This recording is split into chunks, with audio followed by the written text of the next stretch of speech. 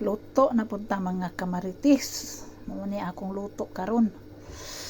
Kay kinit. Dao naluto na siya.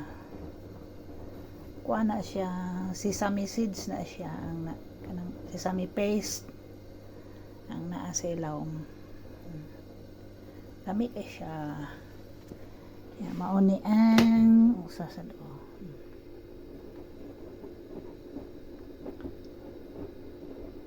Wala lang na nako gipa-brown kaayo kay irihit pa man na ugma inigkaon nila. So mo brown na siya ugma. Inaana na lang na akong gipakuan na. Nya, mao na siya ang akong bread karon.